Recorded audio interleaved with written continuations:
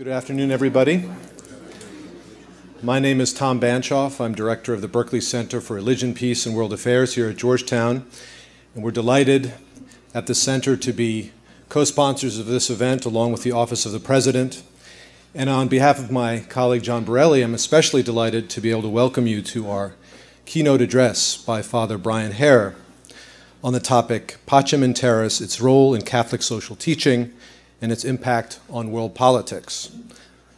Those of you who were here this morning will recall that our focus was on the origins of the document, the encyclical of 1963, on its content, its context, and its impact broadly, but with more of a focus on the Catholic Church. This afternoon, after our keynote discussion, we're going to turn to the topic of human dignity in world affairs, an opportunity to take some of the themes, a prominent theme, that of peace and human dignity, from that encyclical and see how it plays out, see what its significance is in contemporary world affairs, something that we touched on in that first panel, but we'll get into in some more detail by bringing in experts on international affairs. And the topic we've got right now before us is a perfect bridge between those two with its twin focus on Catholic social teaching and its impact on world affairs. It's now my great pleasure to introduce President DeGioia, who will introduce our speaker. Dr. DeGioia has served as the 48th president of Georgetown since 2001, and before that for more than 2 decades in a range of other leadership positions at the university. Over the past decade, under the leadership of President DeGioia, Georgetown has emerged as a global force in higher education and as an innovator in efforts to link up our core mission of teaching and research with service to the wider world in the Catholic and Jesuit tradition.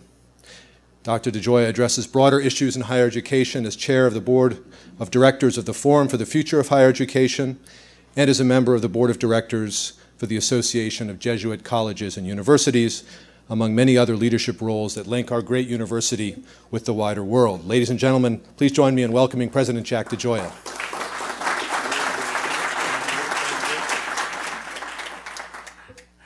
Thanks very much, Tom, and thank you for all that you do for this university and for all of us who have the opportunity to benefit from your exceptional leadership at the Berkley Center, your presence here. Thank you all for being here today. Welcome to our 50th anniversary celebration of Pacem and Terris. We're so pleased that you could all join us and be a part of this special occasion, and we're honored to have so many leading thinkers and scholars here present to help guide and inform our conversation this afternoon. I'd also like to express my gratitude to John Berkley, as Tom did. Tom and John have done a great deal and have provided all of us with a great service in ensuring that we could be able to have this celebration today. Before offering a few reflections on today's events, I wish to share with you a letter that I received last night from Archbishop Loris Francesco Capdevila, the former secretary of Pope John the 23rd. This is quite an honor, so let me read it to you, translated. Dear President DeGioia, professors and students of Georgetown University, I was happy to receive the program for your celebration of the 50th anniversary of Pope John the 23rd's encyclical, Pacem and Terris. I regret that I cannot be with you in person, but my spirit is in complete union with yours on this special occasion. With feelings of deep friendship, I greet the participants in this symposium on April 12th, and I make my own the conditions for peace set out by John the 23rd 50 years ago. This is from the encyclical. Peace remains just an empty word if it is not based on the order that, with firm hope, this document has traced, an order founded on truth, constructed with justice, brought alive and held together by charity, and made a reality under the impulse of liberty. And it was signed by Archbishop Loris Francesco Capdevila. So with that message in mind, I wish to express again my gratitude to you all for gathering with us today. We come together 50 years after Pope John the 23rd presented us with his signature encyclical calling for peace on earth. And we have chosen as the title for this conference that recognizes its driving spirit, human dignity in world affairs. This theme has as deep a resonance today as it did in 1963, and it asks us to contemplate the parallel meanings of human dignity and peace, of world affairs, of our earthly existence. On this occasion, in the new era of Pope Francis, we turn our thoughts back to another pope, one who signaled a new era with a new name, who possessed a similar humility, and who demonstrated a willingness to take chances at doing something new. That's Pope John the 23rd. In addressing the Second Vatican Council at the opening in October of 1962, he drew attention to what he called, quote, the duty of service and spiritual dominion of the papal office, a duty which he said embraces the destiny of all humanity. This duty, this embrace is inclusive, hopeful, and defined at its core by a deep love of humanity. As the first session of the Second Vatican Council unfolded, Pope John grew aware that his cancer was progressing and that he would likely not attend its future assemblies. At this time, he offered the Council Fathers a further articulation of this embrace, one that provided them with hope and that issued a call for peace. He said that the reception of the Council would be a type of, quote, new Pentecost, close quote, one that would, and these were his words, cause the Church to renew her interior riches and to extend her maternal care in every sphere of human activity.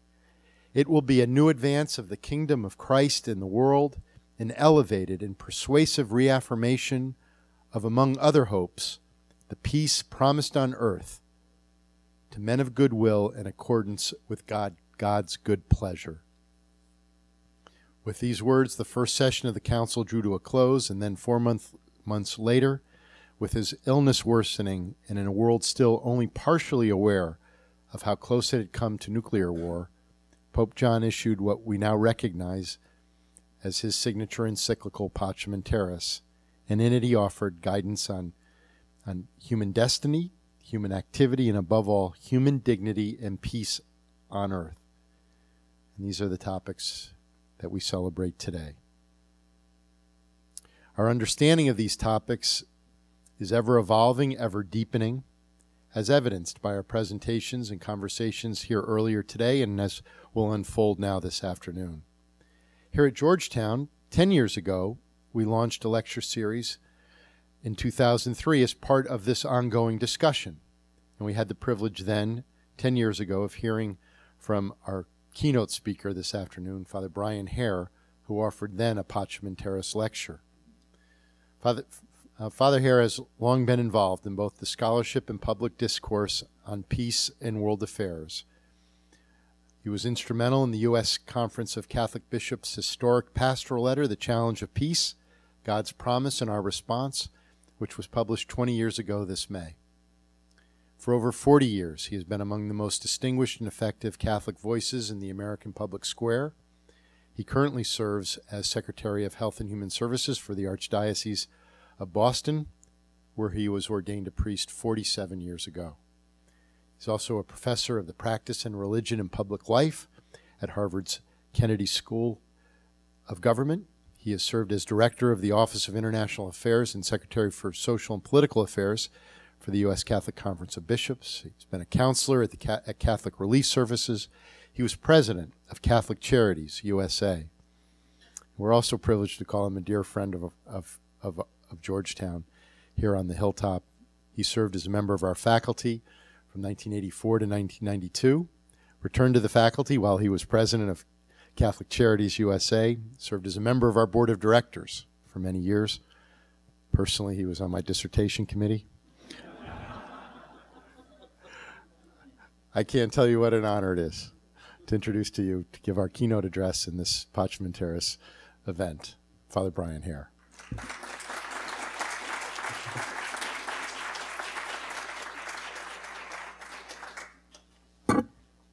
Thank you very much. It is an absolute delight to be part of this program, and the delight is doubled to be introduced by the president of a Catholic university who has made an extraordinary impact in a relatively short time, an extraordinary impact if you look at all he has done for and with and through this university, and he's been a wonderful friend, so I appreciate it from all of those angles.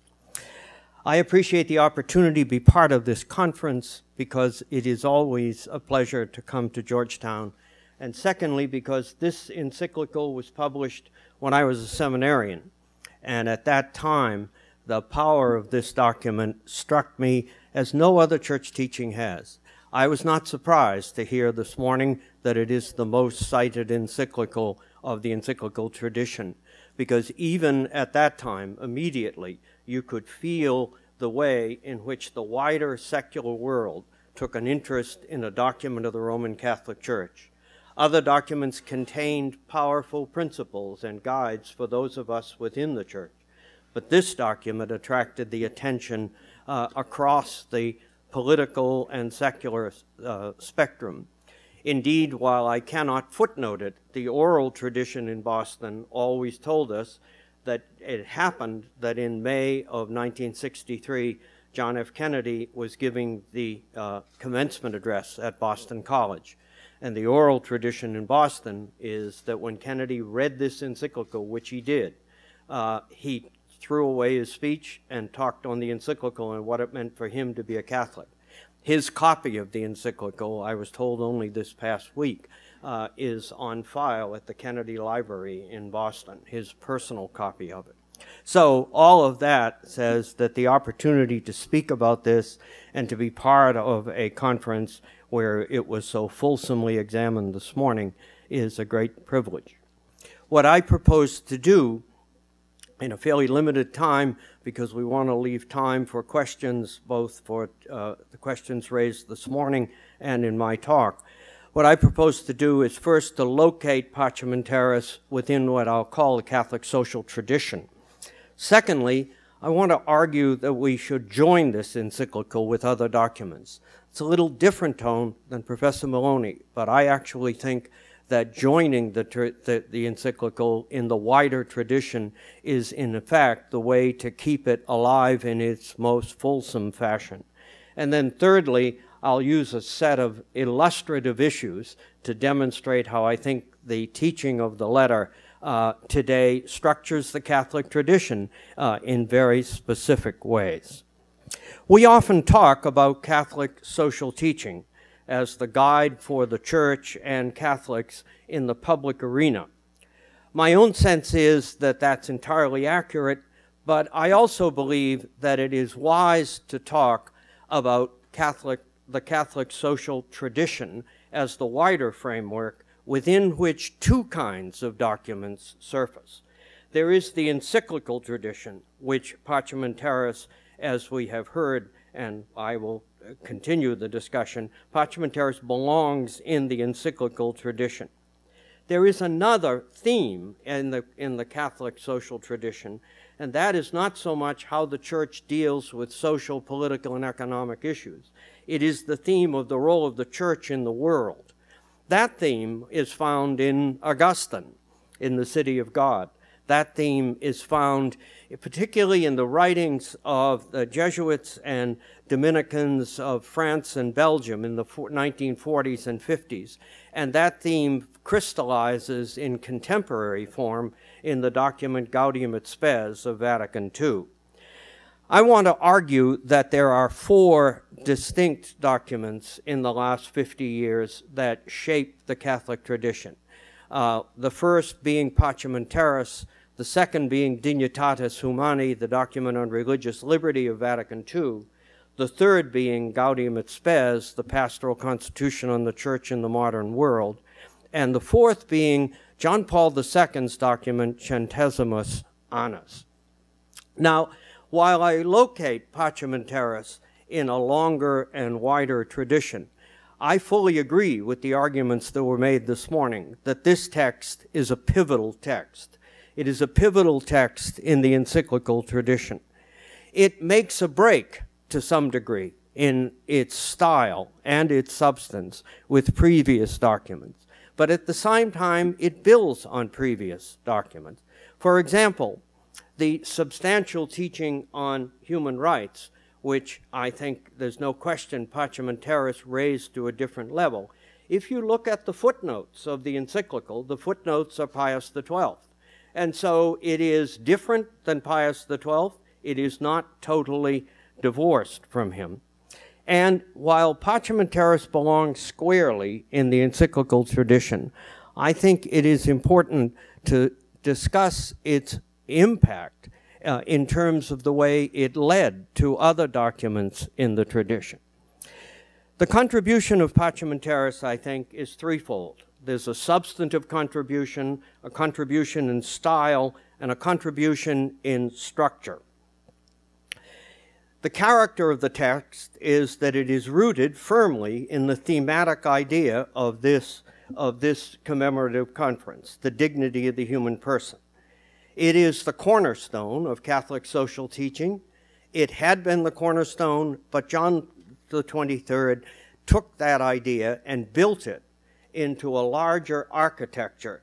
And I will argue the architecture of Pacem and Terris may be its most long-run substantial contribution to the wider Catholic social tradition.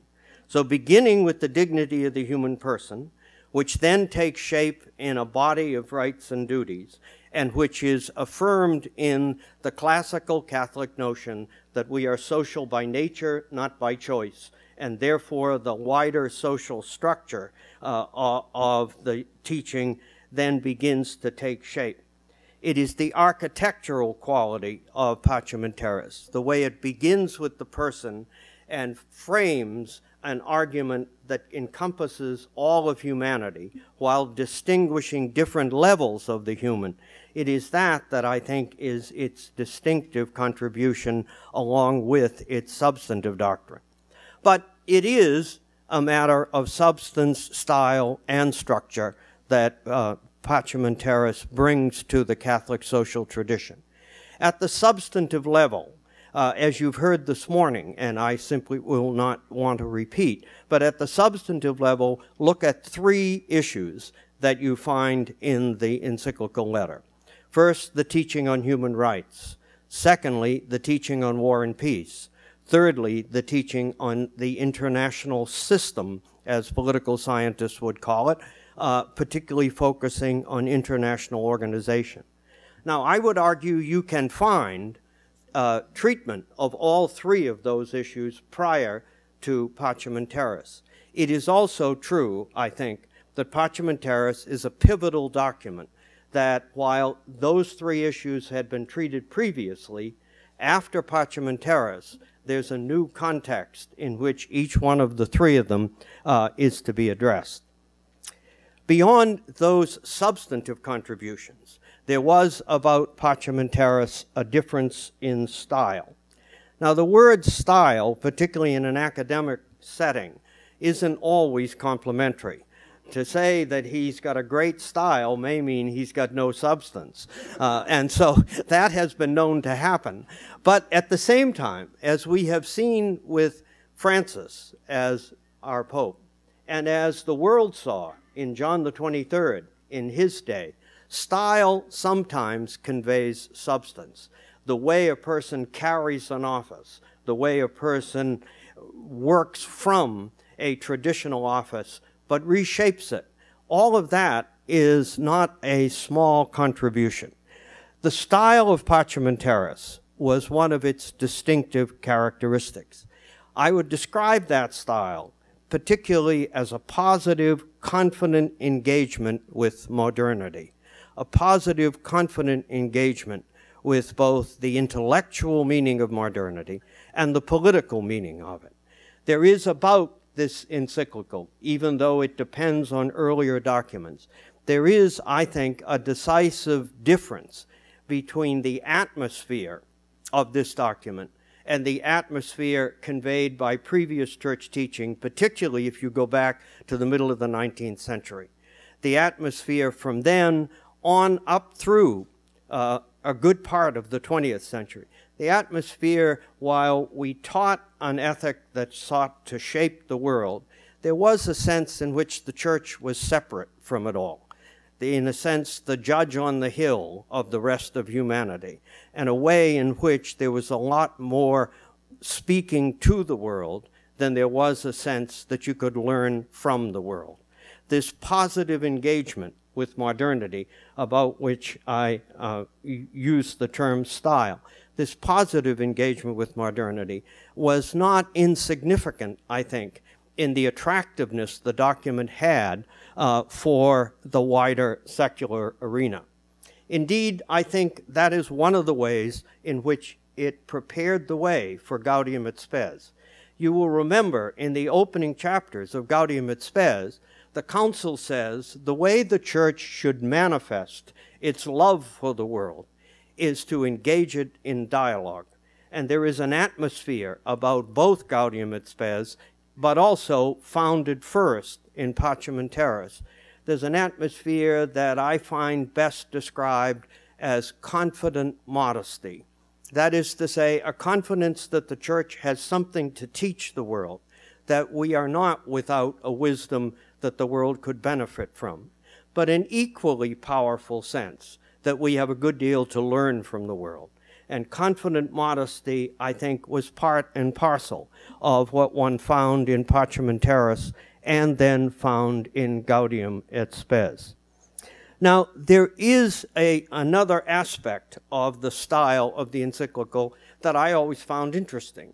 John the 23rd did certain things in Pacem and Terris not by argument, but by fiat. All of a sudden, he would open a question and declare a judgment on it. So, as was pointed out this morning, when one deals with the human rights aspect of Pacem and Terris, there lies behind that theme a long historical argument that is often described as the relationship of the natural law tradition and the natural rights tradition. Indeed, my colleague at Harvard, Michael Ignatieff, when he writes on human rights, makes the point that the contemporary discussion of human rights is really rooted in and based on those two traditions, natural law and natural rights. Those two traditions had differences. They had a different conception of the human person to some degree, more individualistic in the natural rights tradition, more social in the natural law tradition. They therefore had a different understanding of the makeup of society, contractual in the natural rights tradition, organic in the natural law tradition. And they had a different view of the state. The state and the individual in the natural rights tradition is often heavily adversarial in its quality. In the natural law tradition, the state, like society, is natural to the person. So you can fill many a book with this debate that went on that reaches back to the 16th and 17th century. John the 23rd, when he articulated the dignity of the person, the human rights and duties of the person, and the social nature of the person, without ever referring to this historical debate, in my mind, what he did was to simply marry the two traditions. Now, that's too sloppy for any philosophy department. But for the world as a whole, rather than finding out that we couldn't talk the same language about something as important as human rights, it was an attractive theme. Secondly, in the midst of Vatican II, where at the time John Paul, at the time that John the 23rd, in a sense, opened the council, the topic of religious freedom was so delicate that it was barely put on the agenda. And it took, as we know, 4 sessions to work through the document on religious freedom. Well, one finds in Pacem and Terris simply a single sentence that says it is a right of the human person to be able to worship in private and in public. You heard this morning that that became a contested interpretive point. But the fact of the matter is that before the Vatican Council took up the text on religious freedom, the Pope had declared the conclusion. Now, when one looks at that, I think, again, you find connectedness. Pius XII never said what Vatican II said. But Pius XII did say, in his address to Italian journalists, he made an argument that took him up to the threshold of saying there was a right to religious freedom. He never stepped across the threshold. John the 23rd stepped across the threshold without providing any argument for how he did that. And then the document of Vatican II, Dignitatis Humanae, filled in the substantive argument about why John the 23rd could draw the conclusion he drew. So by fiat, he resolved a number of questions. And his use of the terminology signs of the times, which then became part of Gaudium et Spes, was interesting too. Because if you look at the list of issues that he raises as signs of the times that the church must be sensitive to, they were issues that, as Dr. Cusimano-Love said this morning, they were issues that were barely on the agenda. So the public nature of women in the public arena, not just their roles as wife and mother, but not to deny that, but the public role of women, the question of racism. These were questions that were in the signs of the times, not argued out, not discussed at great length, but in fact identified as things that the church in its teaching must attend to. So substantively, human rights, war and peace, the international system. Stylistically, a style of confident modesty, and several conclusions drawn in the midst of the letter. And then structurally, I will come back to this, but I think the long-term significance of this document in part lies with its architectural nature. It is an architectural document. It moves from the person through its social nature to 4 different chapters where we examine interpersonal relationships, the relationship between the individual and the state, the relationships among states, and the relationship of the individual and his or her state and the international community. Now, every one of those chapters is worth a seminar and at least 4 or 5 books. But what you get in this document is one place where the assertion is made that one level leads to the next, and that you can't isolate one level from the next. So I think the architectural point, the structural point, needs to be kept in mind. Now, I've argued that the document Pacem and Terris needs Gaudium et Spes.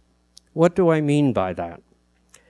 Well, I think Pacem and Terris, among its many attributes, is the clearest example of what the Catholic Church calls the natural law tradition.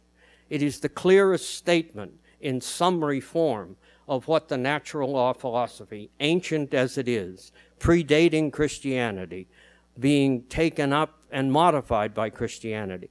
But there is no other place in any literature I've read where you get as clear an affirmation of what it means to say that you can start with the person and reach the outer limits of humanity, and you can define a set of rights and duties that affirm interpersonal, domestic, and international relationships all in the same document. It is, in my mind, primarily a document of Catholic social ethics in the natural law tradition.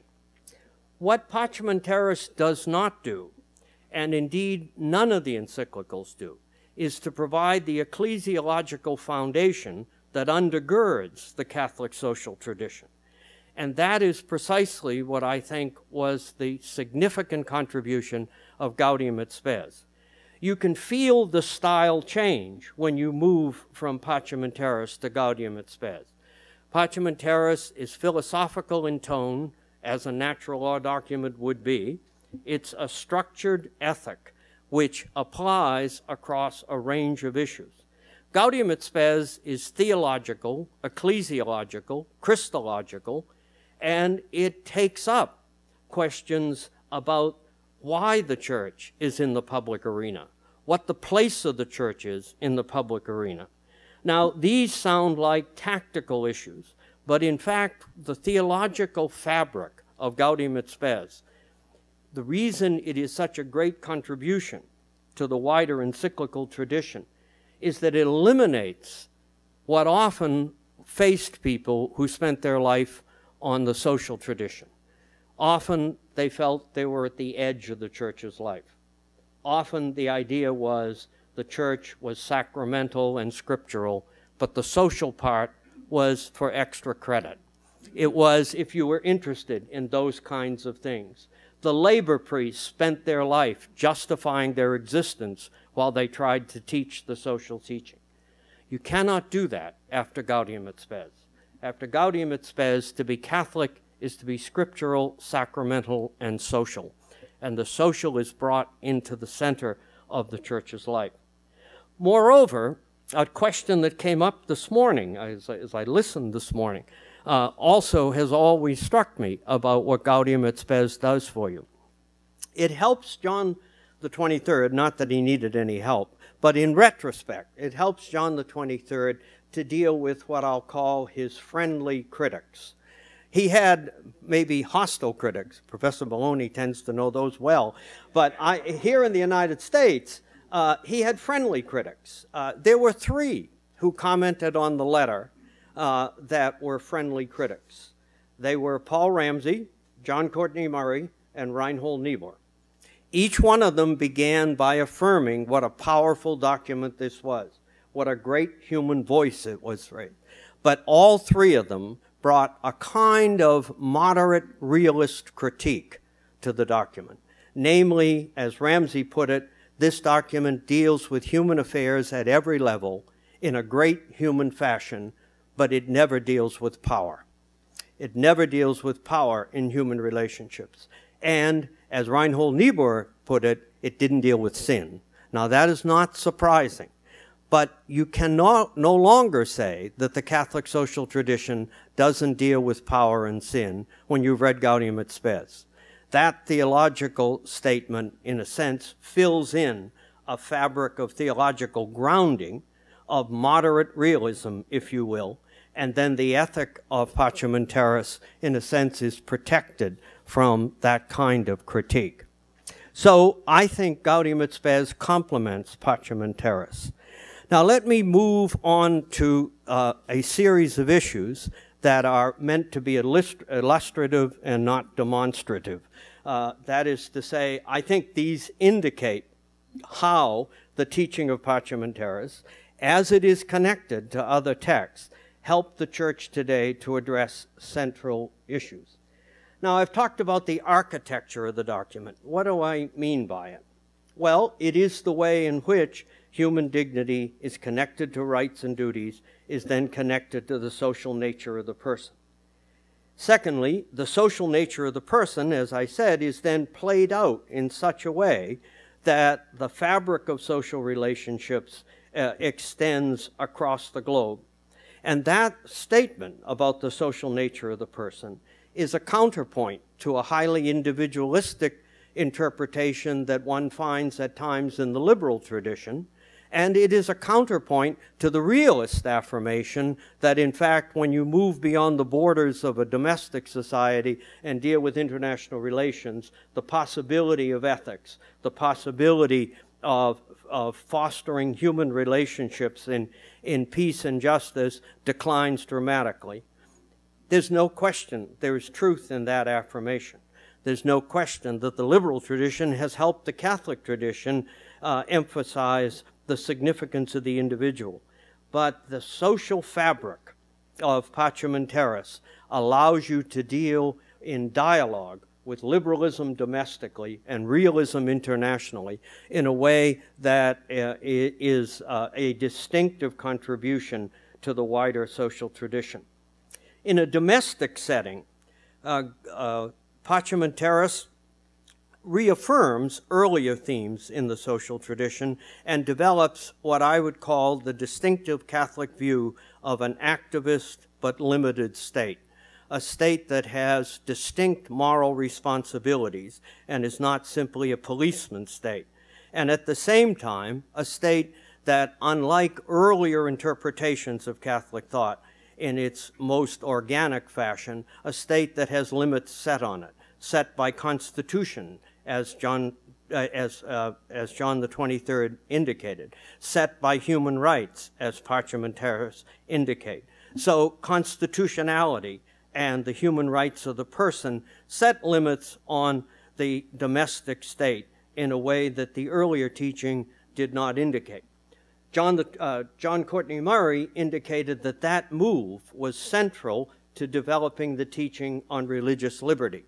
If you argued that the state had responsibility for the totality of the common good, that is a very expansive definition of the state. Murray argued the state had responsibility for public order in the society, but civil society as a whole had responsibility for the common good. Those kinds of distinctions, what Murray called the acceptance, first by Pius XII, but more distinctly by John the 23rd, the acceptance of the juridical state. The fourth contribution to the architecture is at the global level. Pacem and Terris, in its third chapter, in its relationship of states to states, Pacem and Terris values sovereignty. It values, there is a moral content to state sovereignty. The state is the highest form so far of political organization we've been able to achieve. But at the same time, Pacem and Terris, by locating the third chapter within the fourth chapter, which is the wider international perspective, it highlights the limits of sovereignty. So that's the fourth contribution to the architectural design of Pacem and Terris. And then finally, Pacem and Terris makes a move that none of the earlier documents move. John the 23rd had already talked about the international common good, not just the common good of a nation, but the international common good, which did not wipe out the first, but left us with the challenge of how you relate the common good of a nation to the international common good. He then made the move in this letter, and this is the international organization idea, that the common good frames the scope of what a public political authority ought to be. And that's why the argument is made that while we are governed by independent sovereign states, that leaves a gap between what must be done from an ethical perspective and what we're able to do today. And then comes the strong affirmation about international organizations. Now, with that, let me just close by indicating sort of the way in which this teaching begins to take shape in terms of specific issues. Two global issues and then two domestic ones. And my point is to point out what still remains to be done. Not just what has been done, but what still remains to be done. As we heard this morning, the teaching on war and peace of the Church was never quite the same after Pacem and Terris. There was a way at the level of the nuclear age. John the 23rd came right to the cusp of simply saying that the ancient ethic that said that war could be fitted in the moral universe had reached its breaking point. Gaudium et Spes returns to this issue, does it in a broader way. Gaudium et Spes opens up a framework for dialogue within Catholicism that on the one hand, I would argue, reaffirms just war teaching in one of its statements, since the world has no center of authority, the right of nations under certain conditions to use force is still there. But it also affirms, in a way that nothing prior had affirmed, the distinctive contribution of nonviolence. And so you now have a dialogue in the Catholic tradition about ways of approaching the ethics of war. Secondly, the more theological approach and the stress on nonviolence opens a road to what today is described by others on this platform about peace building and peacemaking that was simply not part and parcel of the tradition ahead of time. At the same time, while it is absolutely to be received with gratitude, what Dr. Cusimano-Love said today, that there's been a significant decline in violence, there has not been an elimination of it. We live in a world in which there are three kinds of war that are possible: interstate war, internal conflict, and transnational war. And if you look at those three, they require an ethic of limitation. Indeed, if you look at the decade of the 1990s, when the debate was on humanitarian military intervention, what happened, I would argue, during that decade is that at the political and legal level, there was no solution to how we should deal with these terrible conflicts within nations. The ethical argument that said that some uses of force are morally possible and that sovereignty should be limited, the ethical argument opened a way for a just intervention ethic, which allowed one to address internal conflicts that the UN Charter did not provide any basis to do. Second, so there's work to be done on all three of those fronts, as well as on this broader peacemaking, peace-building front. Second kind of question internationally indicates, I think, where we need to fill in the material and empirical fabric of some of our teaching.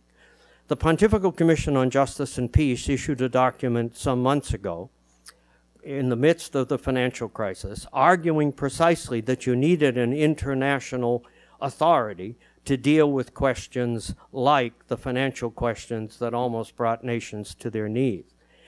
But this argument that the common good requires a wider international authority, you can affirm that at the moral level, but you've got to fill it in at the fabric of detailed argumentation. And I think our international political ethic is not there yet. It doesn't have the detailed fabric that it makes a convincing argument in the secular arena about what you need to do about this. So on war and peace, there's work to do. I think there's more work to do to fill in what we mean by an international authority that is able to deal with international political economy. At home, the debate within our political system about whether we need a big state or a small state is a discouraging debate. The Catholic tradition doesn't talk about big state or small state. It talks about the nature of the state and what its responsibility is. And John the 23rd, along with John Paul II, created a triangular relationship in which at least that can be talked about intelligibly. Subsidiarity said the state should not do everything. Socialization, John the 23rd said, means you need a wider state than you did previously. And John Paul II said solidarity means there's got to be a basis of a sense of responsibility for others, and that partly determines what the state ought to do. Finally, the issue of immigration. This issue is not purely international. It's not purely domestic. Once again, it's transnational.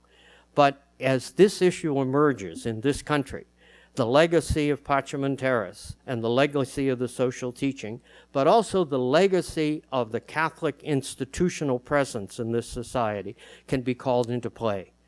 We are in a position to make a contribution to this debate because we have the teaching that affirms what is reasonable, because we have institutions that already bring immigrants into this society in droves, and a community that we can speak to about public support for a fair and just articulation of this issue.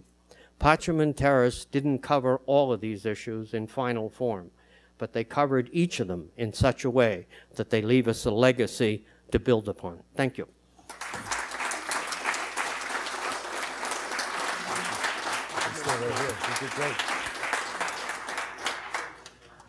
Thank you, Father Hare, for that remarkable, wide-ranging presentation.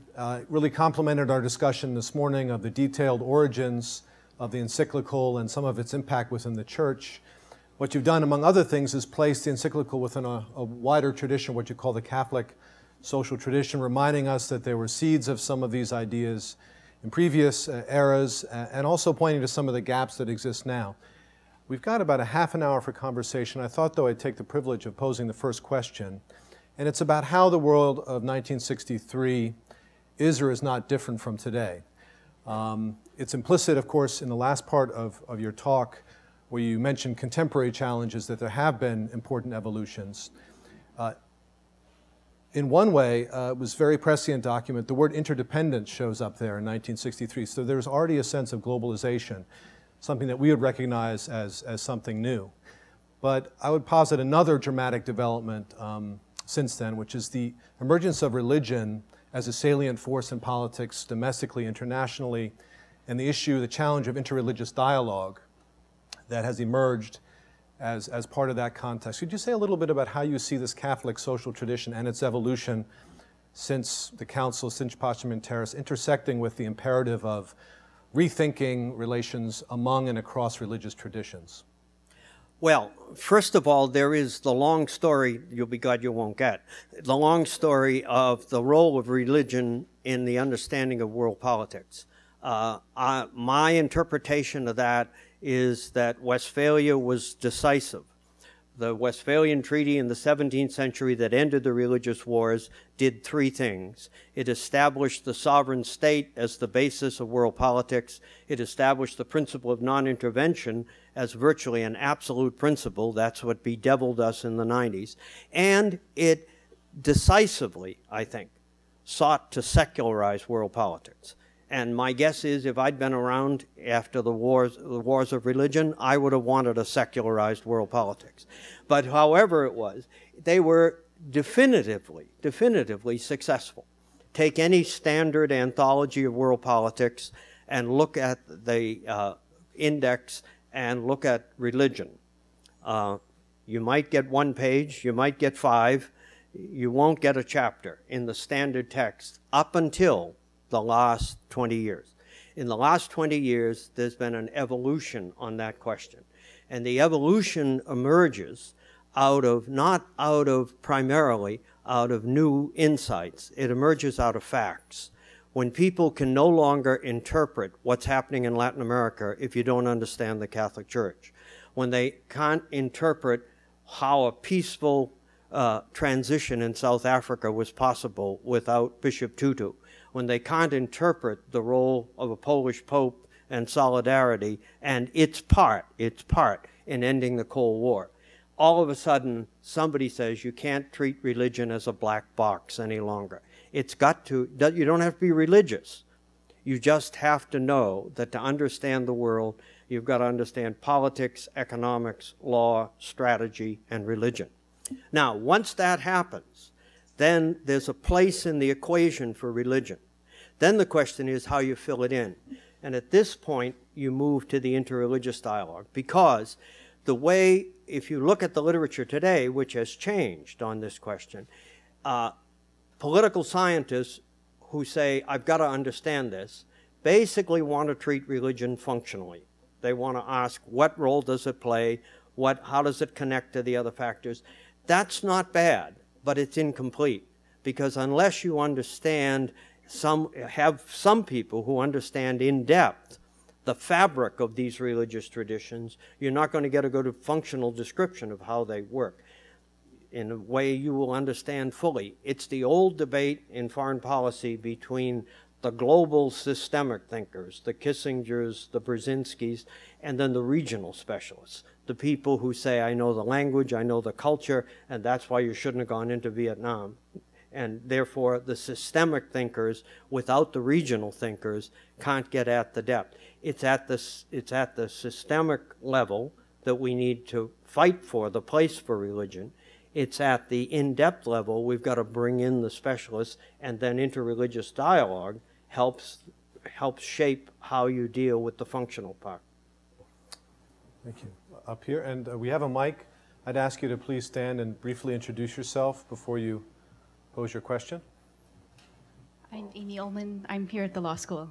And thank you for this wonderful synthesis. This really follows up directly on that point. When you said the marrying of the two traditions, the natural law and the natural rights, is too sloppy for any philosophy department, I'm wondering if you can give us your assessment of that, how that marriage is going now, and also if it connects up with this point about perhaps a broader space for a more explicit discussion of the religious roots of ways of understanding these frameworks. How do you assess that legacy 50 years later? I think a lot depends on who you read, because it raises fears in some, I think, to get into this. But my own sense, let me start with my friend Michael Ignatieff. I see him in the corridor, we talk. Michael Ignatieff acknowledges that both traditions underlay contemporary human rights discourse. But Michael's position also is that we shouldn't try to provide any foundation under human rights, that that's too contested, too difficult. So once again, it's a sort of functionalist argument, although he does not reduce human rights to functionalism. But he doesn't think that you can get deep into the weeds on these questions because you won't get agreement. So then he wants to treat human rights as political and to be protected. Now, supposedly, this is one of these oral traditions again, supposedly when they were writing the UN Declaration on Human Rights, somebody asked Jacques Maritain, well, how's it going, Jacques? And he said, we all agree on human rights as long as no one asks us why we agree on human rights. And so, I mean, Michael may have something, but you'll notice that when Benedict XVI addressed the United Nations, one of the issues he addressed was the interreligious theme. A second issue he addressed was the need to ground human rights in a substantive view of the human person. So I think there's probably a long road ahead. It is so hard to get agreement on human rights as it is that people don't go looking for the deeper questions, which means those of us who believe you've got to have clarity on the deeper questions if you're going to have clarity on the functional questions, we've got to do the work even if not everybody thinks that it's their cup of tea or it's that important. I think in the long run it will be shown to be important. Okay. Further questions? Let's shift over to this side. We've got 2 questions in the front here. And then I'm going to ask for students to ask questions, so get ready. Yeah. My name is Eskil Olberg from George Mason University, neighboring here. Sorry, yeah. I'm from George Mason University across, and I'm an economist, actually. You mentioned very interestingly the international authority issues and problems. And you said something like, we don't know yet what an international authority means in international political economy to deal with a crisis like finance, but where there are other things like terrorism, and there are a whole long list. Would you mind commenting a little bit on what you think some of these issues are to move in this direction of what an international authority could mean? Well, my point there was twofold.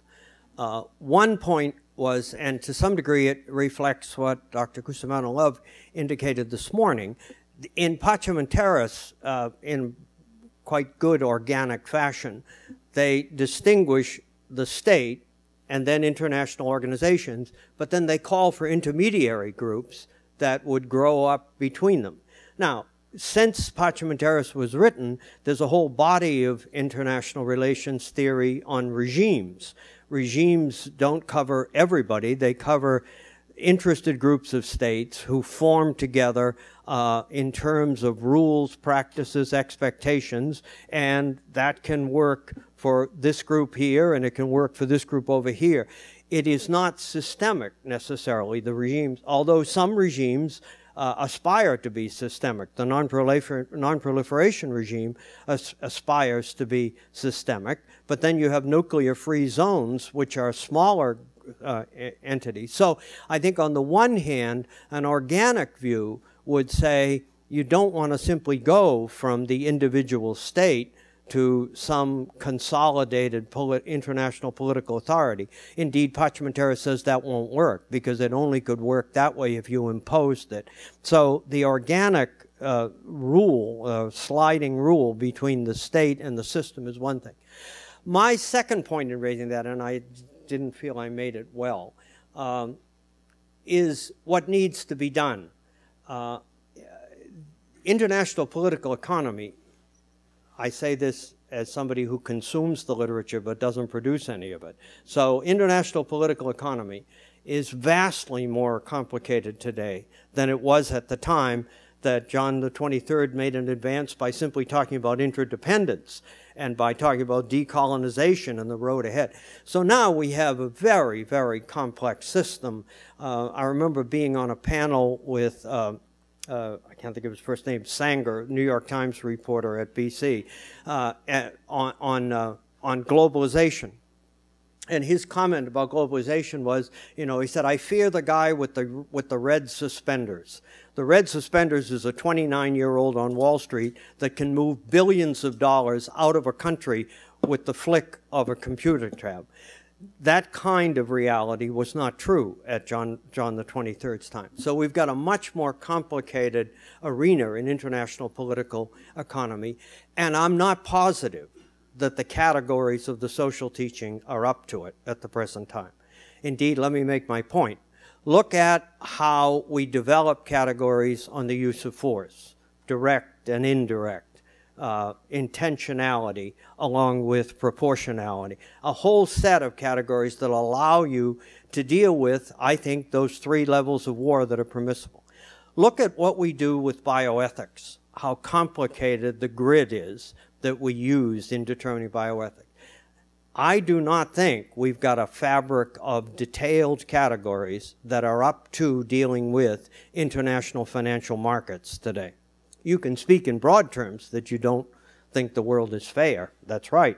You don't think we can be satisfied with what we've got. That's right.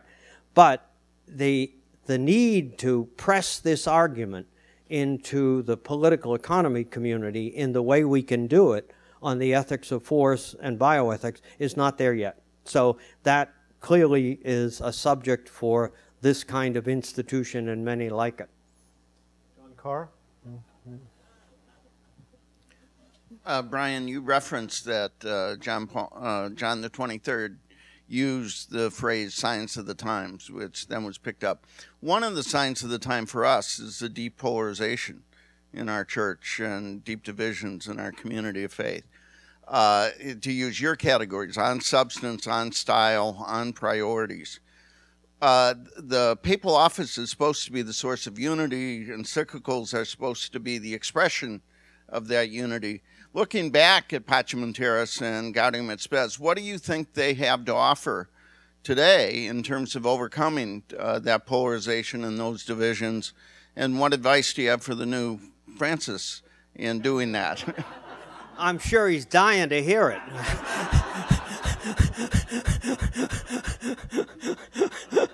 The phone hasn't rung yet. That's all I can tell you. To be hard-headed about this, the social teaching of the Church is an enormously attractive component of Catholic faith for significant numbers of people inside the Church and outside the Church.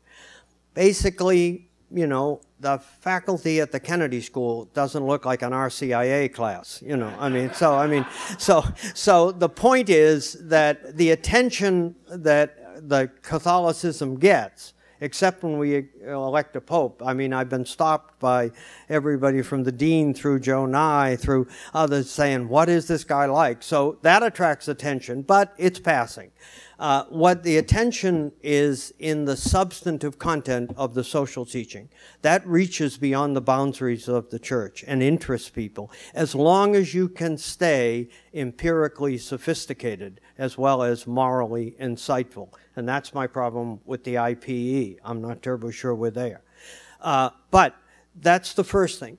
Inside the Church, to be fair, it is attractive, deeply attractive, and I think deeply attractive to young people. It is probably the aspect of the faith that most touches them. It's the payoff for them. But it is a source of division within the wider Church also. I mean, take it from me. I have had the signs outside, and I, as you know, I have a blog dedicated to me by those who do not think the social teaching is the God's gift to the Church or the world. So, to be fair about it, it has, when we talk about the new evangelization, I think the new evangelization means three things. One, deepening the faith of those who are within the community of the Church and active. Secondly, inviting people back into the community who, for a variety of reasons, have left. And thirdly, sharing the faith with those who have never been touched by it. The social teaching is an enormously valuable piece for number 3, and I think for a good part of number 2, too. But it is not regarded as a unifying view for how large a group, I don't know. But certainly there is a group that is very articulate about the fact that this is like the secularization of the faith, even though our primary texts are papal. Okay, it said I wanted to ask a student to pose a question. You guys had a few minutes to reflect. Any volunteers? I'll tell you what one student... I can ask on someone. I'll tell you what one student asked about me at Harvard. You got one from a student? I don't want to take that away. But the kind of questions you might get at Kennedy School, I team taught a course with a woman who was a professor at the Kennedy School, and the students were willing to talk to her rather than me. At the end of the semester, they said, "Why does Father Hare wear the same suit every day?" So that was a student's question. All right, well, let's open it up again, maybe take 2 or 3 more questions. We've got John. Who else like to pose a question? Right here. And is that a student in the back? All right, let's start with the student. Here we go. Patience rewarded. All right. Who goes first? Oh, all right.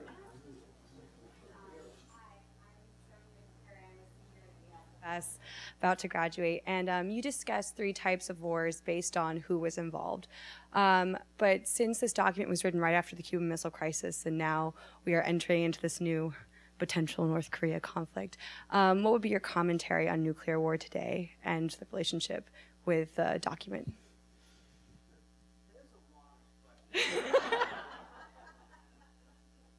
Well, nuclear war, I'm against it. First, you...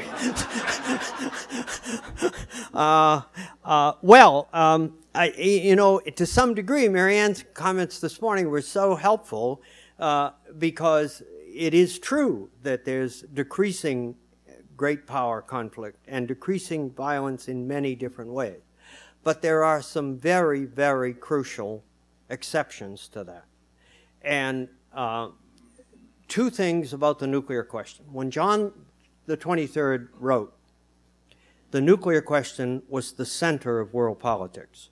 We lived in a world that was bipolar in structure and nuclear in content. The nuclear question. I do not think the nuclear question is the central issue of world politics today. I think world politics is more diffuse, it's more variegated.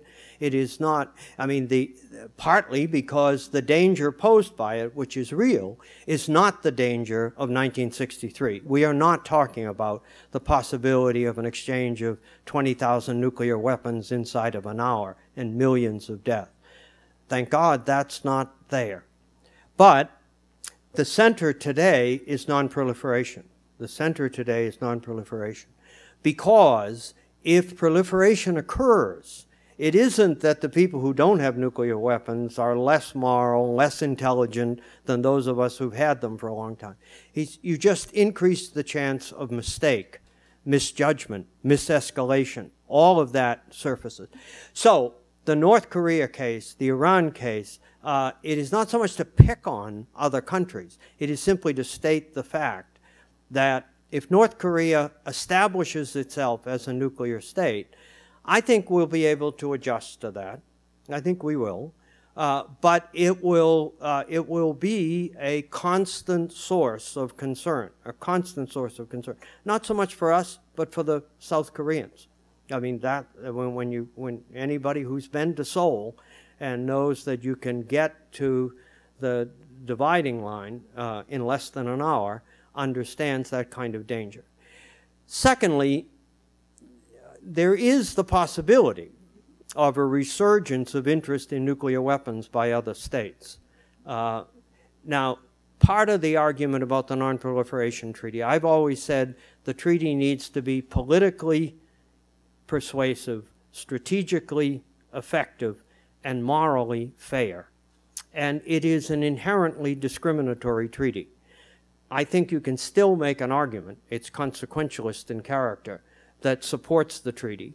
But the fact of the matter is that people go nuclear possibly because others have gone nuclear. But they usually go nuclear because, as it's put, the neighborhood in which they live. And so, again, North Korea and Iran could be the canary in the cage, if you in the coal mine. It could make nuclear weapons respectable again. They are not respectable today, even though 9 states have them. So I worry about that issue. Do I think it's going to come to conflict right away? No, I don't, actually. But do I think that it illustrates the fact that interstate conflict and nuclear weapons have not gone away, and we need to pay attention to them? Maybe a quick follow-up relating to our conversation this morning. To what degree do you think that Pacem and Terris, this encyclical of April 1963, was a direct response to the Cuban Missile Crisis? Has that context been overplayed, do you think, in analysis on this anniversary? Well, I would not compete with Professor Maloney, who has spent a lot more hours in the library reading John the 23rd's biography, so I would not say. I always understood that after the Cuban Missile Crisis, he had made a decision to try to do something, because I don't know how to interpret Professor Maloney's interpretation. I had always had the sense that the Pope's attempt to mediate was constrained by the secular powers, that they, in effect, did not leave a lot of room, but I could be wrong on that. But in any case, I think it has been affirmed in different ways that that was a motivating force for him to write a document that went way beyond what anybody in the world was thinking about at that time. All right, we had two more hands, and then we'll have to wrap up here, and then John. Yeah. Hello, appreciated the remarks. My name's Cliff Kincaid. When the Pope in Caritas and Veritate threw out that term, world political authority, many people said the Catholic Church is in favor of world government. Give us, from your perspective, what that phrase meant, the history of it, and what is the Church talking about when it throws out a term like world political authority? Well, let's try and do it this way. If you take International Relations 101 here at Georgetown, I suspect it's not different than other places, the first question that gets raised is, why is international politics different than the study of domestic politics? Why is it different than Aristotle's study of a society? And the answer to that is that three things that you assume in domestic politics are absent or fragile at the international relations. The first is a state with authority to govern a territory, so a political authority that is regarded as legitimate and effective. Secondly, a law that is a law down over the members of a society. If I get stopped for speeding, I don't engage the policeman in a discussion about whether he's legitimate or not. So the law is the expression of the state that is legitimate. And then the third is a consensus of values in the society. Now, all three of those are absent or weak at the international level. There is no 911. There is no international 911. No central authority. Secondly, there's a law that is a law among the members rather than over the members, and it is very hard to create a consensus of values, as we see in the human rights debate. When the Church talks about an international political authority, all they're saying is we are governed by independent sovereign states in an interdependent and now globalized world. And the problems of that interdependent, globalized world go far beyond the capacity of any single state to deal with. The United States understands that really well. We may not sound like it all the time, but we understand that you can bring the monetary system down if you push your own advantage too far. You can bring the trading system down if you do that. You can fail to even address environment at all if you don't have any coordination. So the idea is the problems are larger than the political capacity we have to deal with. So the Church simply says we need greater fabric of political collaboration, cooperation, and authority than we have. How much? That's the empirical question. That's the empirical question. You can make a moral argument that we've got an inadequate set of actors to deal with the range of problems we face. You don't turn around from that and say, what we ought to do is to turn the United Nations into a world state. It is incapable of doing that. You might build through a fabric incrementally of increasing political authority to deal with different problems in different ways. So the Non-Proliferation Treaty is a way of hammering together a collaborative approach among sovereign states to deal with a contemporary problem. Thank you. John? Brian, you mentioned that Pope John could barely mention religious liberty with one sentence in the encyclical. He didn't barely mention it. He settled the question. He settled the question, but it was one sentence. It was better not to make an argument since they were already spending 4 sessions to get the argument right. That's right. Well, there was already one body, one preparatory commission that just a few months earlier in the first session was made a permanent body that was working on religious liberty, and that was the Secretariat for Christian Unity. Right. Cardinal Bea was advised from the start by Protestants, whatever you say on ecumenism is meaningless unless you say something about religious liberty. Right. Well, then as it worked out, that same body was writing the document on interreligious dialogue, Nostra Aetate. And those two declarations, religious liberty and Nostra Aetate, address religion in a way that had never been addressed by the Catholic Church. Certainly you can find it in Paul VI and Ecclesiam Suum, you know. But this double definition of religion as a kind of reality that can be studied in the anthropological sense, but then imposed on John Courtney Murray and religious liberty was this other meaning, the only true religion is in the Catholic Church. And that this kind of, part of the dialogue that we have had in interreligious dialogue these past 50 years, on the one hand, has clarified that religion is not a discrete reality, that there are all kinds of nuances in terms of religious identity. How is this kind of twofold sense of religion and religious liberty related in today's conflicts, would you say? Well, I don't have much time, do I? So I don't have to deal with all of this, right? So here's, as you know, the document was removed from the Committee on Christian Unity, and the document was removed and taken over. And Murray argued the case that he understood that the Catholic Church doctrinally firmly believed it contained within itself all of the elements of the Church of Christ in a way that no other church did. Murray said, I'm not about to contest that, basically. What I'm talking about is a civil right. What I'm not talking about is the relationship between the person and God, except insofar as to say that the civil order ought not to interpose itself between the person and his or her search for God. So he wanted to argue there was a human right based on the dignity of the person, or he and then the document, and that human right needed to be transposed into a civil right and protected by law. But you could hold the ecclesiological statement in principle and at the same time affirm religious liberty. Murray argued that, I think, with some skill over against contestation that those two things were in contradiction. He argued that's what we hold. That does not mean we have to hold that the state should make it difficult for people to search for God according to the lights of their own conscience.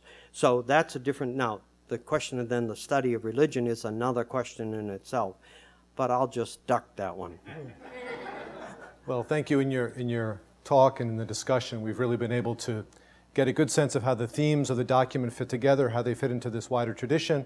And we've also looked forward in a way to the theme of our last panel, which is human dignity in contemporary world affairs, which will begin in just a few minutes. So we invite you to stick around for that. In the meantime, please join me in thanking Father Harris.